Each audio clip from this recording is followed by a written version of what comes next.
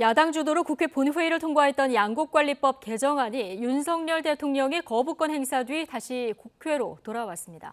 여당은 악법 중에 악법이라면서 법을 폐기해야 한다고 주장했지만 야당은 다시 투표를 해서 거부권 행사를 무산시키겠다고 반발하고 나섰습니다. 권남기 기자입니다. 남는 쌀을 정부가 의무적으로 사들이게 하는 양곡관리법 개정안이 대통령의 제의 요구에 따라 다시 국회 본회의 표결을 거칠 가능성이 커졌습니다. 보통 법안은 제적의원의 과반 출석에 과반 찬성이면 가결이지만 대통령 거부 뒤 다시 의결할 땐 3분의 2 이상 찬성으로 가결 기준이 높아집니다.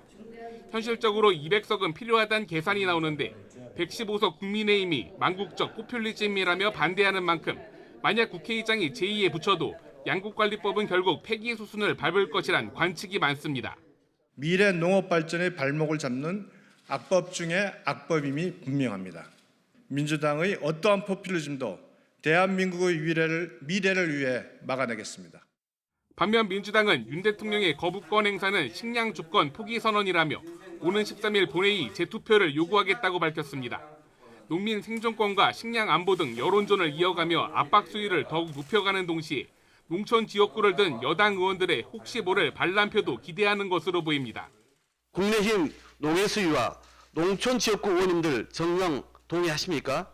농민의 손을 잡고 쌀값 정상화를 위해 최선을 다하겠습니다. 만약 야당 바람대로 본회의 재투표를 통과하면 양곡관리법 개정안은 법률로 확정되고 윤 대통령 역시 이를 공포해야 하지만 현실화할지는 미지수입니다.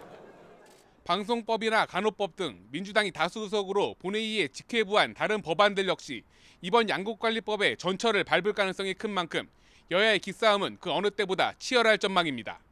YTN 권남기입니다.